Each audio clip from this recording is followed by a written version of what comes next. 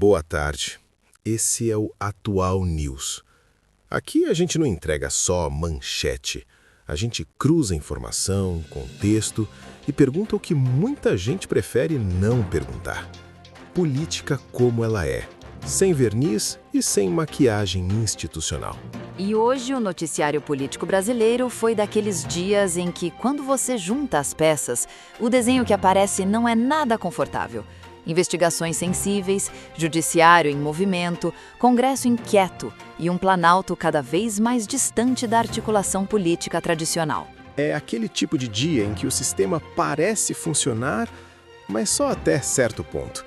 Depois disso, começam os freios, os pedidos de cautela e as decisões que sempre chegam na hora exata. Nesta edição do Resumo do Dia, a gente vai passar por esses temas com calma, comparação histórica e aquele olhar crítico que o noticiário tradicional costuma evitar. E já aviso desde agora, o último bloco é imperdível, porque ajuda a entender até onde essa escalada institucional pode ir e quem costuma pagar o preço quando o jogo endurece. No bloco 1, a gente começa pela CPMI do INSS. Vamos falar sobre as reportagens que mostram o uso do nome de Lulinha como referência em negociações em Brasília. E a pergunta é simples: se o nome não tivesse peso político, por que estaria sendo usado? No bloco 2, o foco muda para o judiciário. O pedido do ministro Dias Toffoli para que a CPMI tenha paciência, prudência institucional, ou aquele velho freio que costuma aparecer quando a investigação chega perto demais de certos nomes. No bloco 3, a gente amplia o cenário e fala da CPI do Banco Master. Por que tanta resistência? E por que algumas investigações são tratadas como urgência nacional, enquanto outras precisam sempre de mais tempo? No bloco 4, um detalhe que passou quase despercebido: a descoberta de uma transferência de 3 bilhões de reais, autorizada por um presidente de tribunal. Muito dinheiro, pouca transparência e um silêncio que chama a atenção. No bloco 5, o Tribunal Superior Eleitoral entra em cena. Um julgamento que pode caçar um governador e levantar uma discussão inevitável. Onde termina o papel técnico da Justiça Eleitoral e onde começa o impacto político direto? No bloco 6, a gente olha para o clima em Brasília. O distanciamento crescente entre o presidente Lula e o Congresso. Lembra daquele Lula com trânsito livre no plenário, lá no primeiro e segundo mandato? A gente vai entender o que mudou e por quê. E no fechamento mais pesado do dia, o pedido do Ministério Público Militar para caçar postos e patentes de Bolsonaro e generais. Um movimento inédito, simbólico e escancara o padrão de rigor quando o alvo está à direita do espectro político. Antes de começar, aquele recado rápido. Se esse tipo de análise faz sentido para você, deixa o like, compartilha e participa nos comentários. Isso ajuda o Atual News a crescer e mantém esse espaço vivo. Vamos ao primeiro tema. A CPMI do INSS ganhou um capítulo que mudou o clima em Brasília.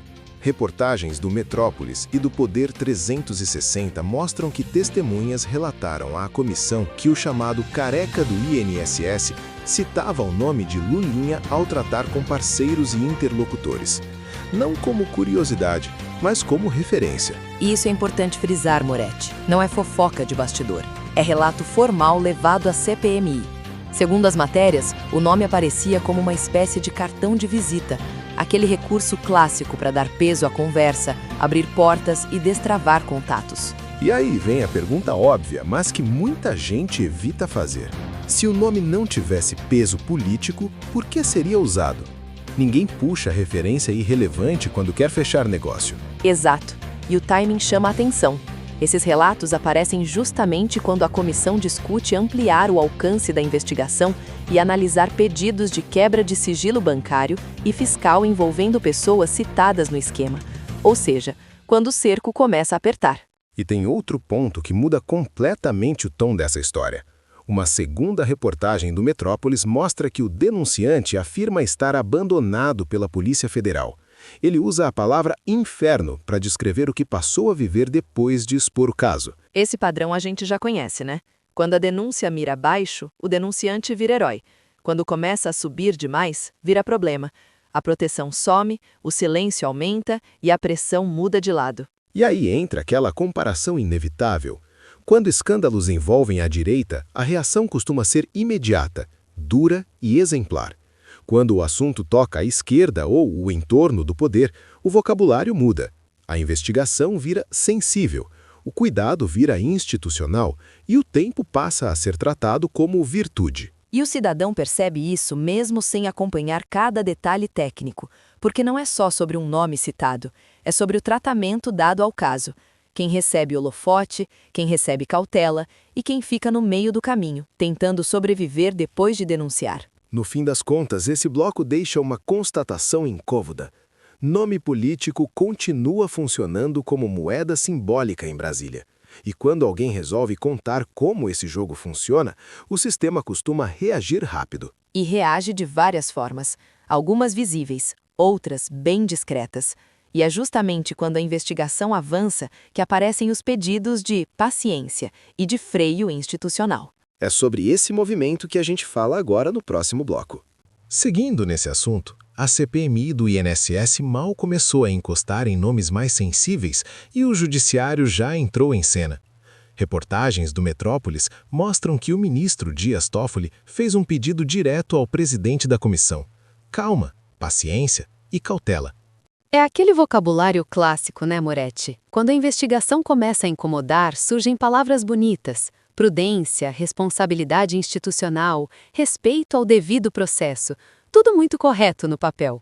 O curioso é o momento em que esse pedido aparece. Não foi no início da CPMI.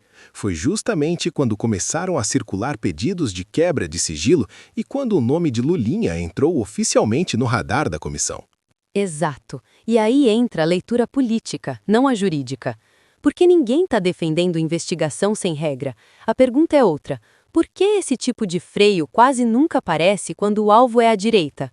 Quando a investigação envolve conservadores, militares ou aliados da direita, o discurso costuma ser outro. A pressa vira virtude, a cautela vira conivência e qualquer questionamento é tratado como ataque à democracia. Agora, quando o caso se aproxima do entorno do poder, a lógica muda. O tempo passa a ser aliado, o silêncio vira estratégia e a palavra sensível começa a aparecer em toda a manchete. E não foi só isso. Outra matéria mostrou que Toffoli também atuou para segurar dados de celulares ligados ao dono do Banco Master. De novo, a justificativa formal existe, mas o padrão chama a atenção. Porque quando você junta tudo, CPMI do INSS, Banco Master, pedidos de quebra de sigilo, o que aparece não é um episódio isolado, é um movimento coordenado de contenção de danos. E aí a pergunta que fica para quem está nos ouvindo é simples. A lei mudou ou o tratamento é que muda conforme o investigado? Essa seletividade institucional não é novidade no Brasil, mas cada vez fica mais difícil fingir que ela não existe. E quando o cidadão percebe isso, a confiança no sistema começa a rachar. E esse freio colocado agora ajuda a explicar por que outras investigações no Congresso também enfrentam tanta resistência quando começam a ganhar corpo. É exatamente sobre essa resistência e sobre uma nova frente de apuração que a gente fala no próximo bloco. E quando a gente amplia o foco das investigações, aparece outra frente que ajuda a entender esse clima de freio puxado em Brasília. O Senado avançou na instalação de uma comissão para apurar possíveis fraudes envolvendo o Banco Master.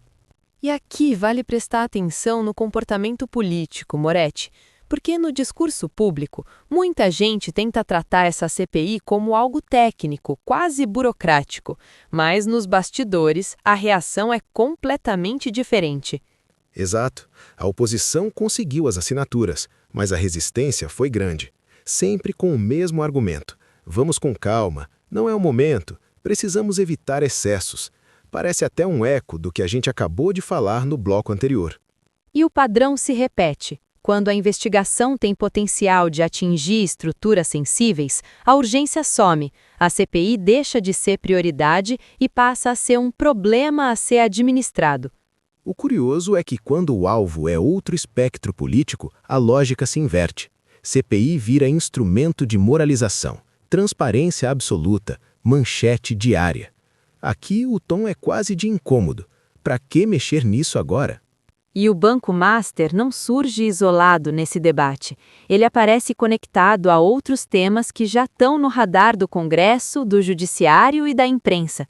Quando esses fios começam a se cruzar, o desconforto aumenta. Porque aí deixa de ser um caso específico e passa a ser um ambiente. Um sistema em que grandes operações financeiras, relações institucionais e decisões políticas caminham muito próximas. E isso explica por que a palavra escopo vira tão importante. Limitar escopo, controlar narrativa, ganhar tempo, são estratégias conhecidas de quem quer reduzir desgaste. No fundo, o que esse bloco mostra é simples. Investigação não incomoda pelo que revela hoje, mas pelo que pode revelar amanhã. E quando o sistema começa a agir mais para conter do que para esclarecer, o sinal de alerta precisa acender. E falando em sinais de alerta, no próximo tema aparece um detalhe que passou quase despercebido no noticiário, mas envolve muito dinheiro e pouca transparência. É sobre isso que a gente fala agora. No quarto bloco, a gente fala de um detalhe que passou quase despercebido no noticiário, mas que chama a atenção pelo tamanho do valor envolvido. Reportagem do Metrópolis revelou que desembargadores descobriram uma transferência de cerca de 3 bilhões de reais autorizada pelo presidente de um tribunal de justiça para o BRB.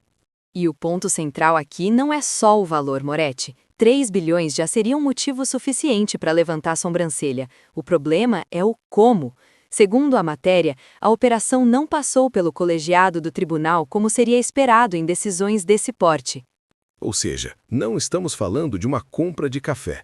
É uma decisão bilionária tomada de forma concentrada, e os próprios desembargadores dizem que só ficaram sabendo depois que o dinheiro já tinha sido movimentado. Esse tipo de situação acende um alerta institucional imediato, porque quando o judiciário cobra transparência e rigor dos outros poderes, ele precisa aplicar o mesmo padrão dentro de casa. Caso contrário, a cobrança perde força. E aí entra o contexto que a gente vem desenhando ao longo do programa. BRB, Banco Master, CPIs, Judiciário em movimento. Mesmo que cada caso tenha sua explicação formal, o conjunto começa a incomodar. Exato. Não é necessariamente acusação de crime, é leitura de padrão. Grandes cifras, pouca discussão interna e um silêncio que só é quebrado quando a informação vaza. E se esse episódio envolvesse outro poder, a reação provavelmente seria imediata. Pedido de explicações, manchetes sobre transparência, discursos inflamados. Mas como o movimento parte do judiciário, o tratamento muda. O tom fica mais contido, as perguntas ficam mais suaves e o assunto some rápido da pauta. No fim, esse bloco reforça uma sensação que o cidadão comum já tem. A de que há decisões grandes demais sendo tomadas longe demais do olhar público. E quando isso acontece, a confiança institucional vai sendo corroída aos poucos, sem barulho, mas de forma contínua. E enquanto essas decisões bilionárias passam pelos bastidores, outra instituição ganha protagonismo hoje, agora no campo eleitoral, com impacto direto no jogo político. É sobre isso que a gente fala no próximo bloco. No quinto bloco, o foco vai para o campo eleitoral. O Tribunal Superior Eleitoral colocou em pauta hoje o julgamento de um processo que pede a cassação do governador do Rio de Janeiro, um caso que por si só já é relevante, mas que ganha peso pelo momento político em que acontece. Exato. Não é só sobre o mérito do processo, é sobre o precedente. Decisões desse tipo sempre reverberam além do caso específico, porque sinalizam até onde o judiciário eleitoral está disposto a ir na disputa política. E aqui aparece de novo aquela linha fina. De um lado, a defesa da legalidade e da lisura eleitoral. Do outro, a percepção de que o judiciário passa a interferir diretamente na composição do poder político. E a leitura muda conforme o lado afetado. Quando a decisão atinge adversários do sistema, o discurso é de instituições funcionando. Quando atinge aliados, a reação costuma ser bem diferente. Esse julgamento é acompanhado com lupa por governadores, prefeitos e lideranças partidárias. Porque se o TSE endurece agora, outros processos ganham fôlego. Se recua, a mensagem também é clara. E isso cria um efeito cascata. O ambiente político passa a ser guiado não só por voto e articulação, mas por cálculo jurídico. Quem pode ser atingido, quem corre risco, quem fica vulnerável. O problema é quando esse protagonismo começa a gerar assimetria. A lei é a mesma, mas a intensidade da aplicação parece variar conforme o contexto político. E aí o eleitor fica no meio desse jogo, tentando entender se está vendo justiça sendo aplicada ou política sendo decidida por outros meios. Esse tipo de decisão ajuda a explicar por que o clima institucional anda tão tenso. Executivo, legislativo e judiciário parecem cada vez mais em posições de teste permanente. E esse ambiente de tensão também ajuda a entender um outro movimento importante em Brasília, o afastamento crescente entre o Planalto e o Congresso. É exatamente sobre esse distanciamento e suas consequências que a gente fala no próximo bloco. No sexto bloco, a gente sai do caso específico e olha para o clima político em Brasília. Um ponto que aparece cada vez mais nas análises é o distanciamento entre o presidente Lula e o Congresso. Isso chama atenção, Moretti, porque não combina com a imagem que muita gente ainda tem do Lula articulador. Aquele Lula do primeiro e do segundo mandato, com trânsito livre no plenário, base afinada e votações andando quase no automático. Exato. Naquela época, o Planalto praticamente morava no Congresso. Hoje, o cenário é outro. Lula aparece pouco, a articulação é fragmentada e o governo depende muito mais de negociações pontuais do que de uma base sólida. E aí entra uma pergunta incômoda, mas necessária. Será que o problema é falta de diálogo ou falta de instrumento? Porque o presidencialismo de coalizão sempre funcionou com incentivos claros. Quando eles desaparecem, a conversa fica mais difícil. Em outras palavras, sem dinheiro por debaixo dos panos, a capacidade de articulação diminui? É uma provocação, não uma acusação, mas é impossível ignorar o contraste histórico. E o Congresso percebe isso rápido. Quando sente fraqueza, ele testa limites, trava pautas, aumenta o preço político e deixa o governo sangrar aos poucos no noticiário. Isso ajuda a explicar por que o Planalto parece cada vez mais dependente de decisões judiciais e menos do debate político tradicional. Quando o diálogo falha, o atalho vira tentador. O problema é que governar assim cobra um preço alto. A política vira gestão de crise permanente e a sensação de instabilidade passa a fazer parte do cotidiano institucional. E tudo isso acontece num ambiente já carregado por CPIs, decisões do judiciário e disputas de poder constantes. É um terreno fértil para escaladas institucionais. E é exatamente nesse contexto de tensão, fragilidade política e protagonismo judicial que surge o último tema do nosso resumo de hoje. Um tema pesado, simbólico e que escancara o padrão de rigor quando o alvo está à direita do espectro político. É sobre isso que a gente fala agora, no último bloco. O Ministério Público Militar entrou com um pedido no Superior Tribunal Militar para a cassação de postos e patentes do ex-presidente Jair Bolsonaro e de generais condenados. E isso não é detalhe técnico, Moretti, é algo raro, praticamente inédito. A própria presidente do STM reconheceu o caráter histórico do caso. Se o pedido for acolhido, o efeito é direto. Perda de posto, patente, prerrogativas e, na prática, a expulsão das Forças Armadas. O argumento formal é conhecido: crimes contra a democracia, incompatibilidade com a condição militar, tudo dentro da moldura jurídica. Mas o impacto real vai muito além do processo em si.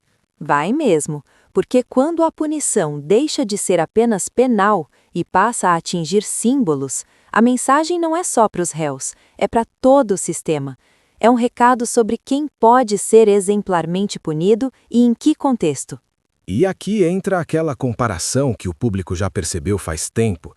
Quando o alvo está à direita, o rigor é máximo, rápido, pedagógico. Quando está à esquerda, o discurso costuma ser outro: cautela, contexto, sensibilidade institucional. É a famosa régua que muda conforme o CPF político. A lei é a mesma, mas a intensidade da aplicação varia bastante, e isso não passa despercebido nem dentro das próprias Forças Armadas.